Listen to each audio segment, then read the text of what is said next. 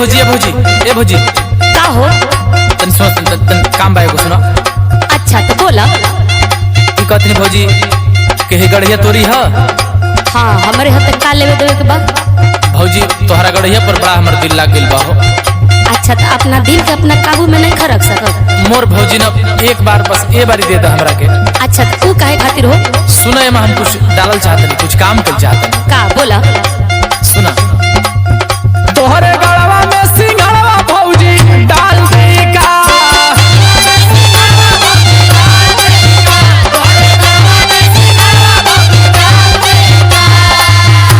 सुना बोला। कम परता त बोला औरी माल दे का, कम परता त बोला औरी माल दे का। हो तोहरा गड़वा में सिंघड़वा भौजी डाल दे का।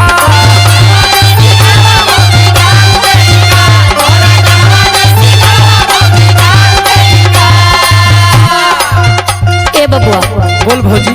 तनी हमार बात सुना। बोला एगो बात का तोहर कई गो बात सुनब। बोला।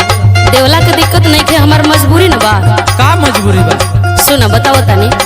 बतावा त। एह मडल ले बसैया मोर मछरिया देवरू।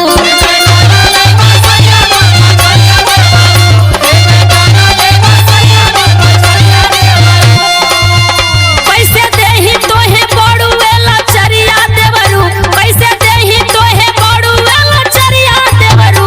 ए मडल ले बसैया मोर मछरिया देवरू।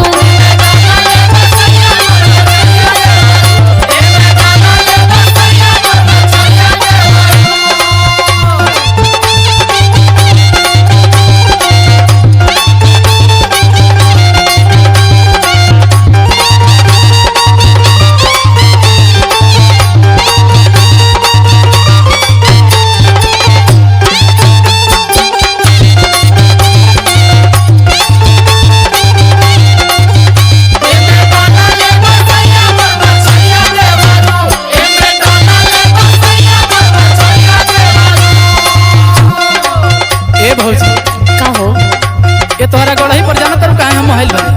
काहे बतावा?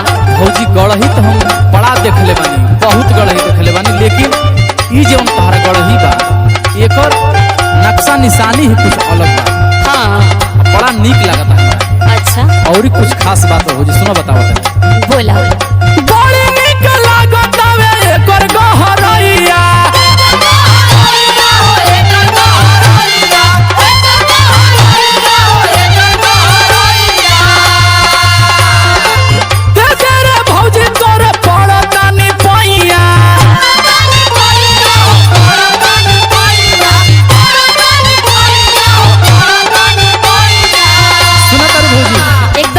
तनी बोला। बड़ी निक लागत हवे एकर गहरैया। दे दे रे भौजी तोरा पड़ता नि पैया। और सुना करू। हाँ बोला। मन आज ना त दिन दूसर डाल दे का, मन आज ना त दिन दूसर डाल दे का। हो तारे गड़वा में सिंघड़वा भौजी डाल दे का। कोनो फायदा ना होई।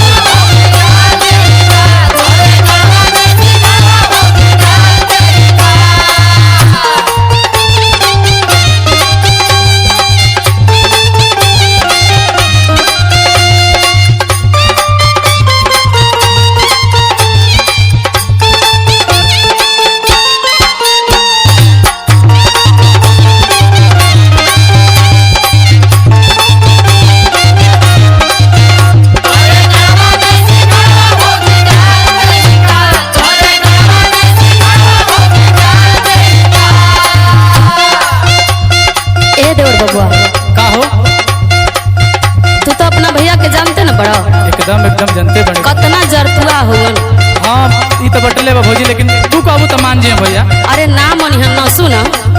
बोला। छोड़ी है ना पिठिया के ये कोमर जमुआ।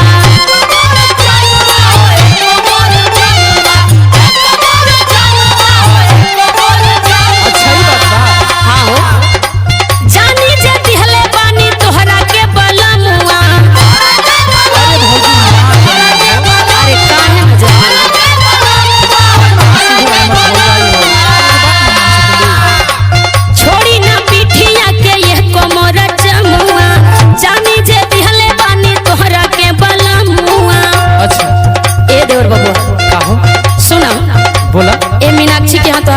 लगली। ना भौजी वैसे मत का देखा। सुना हम बताओ तनी। बोला।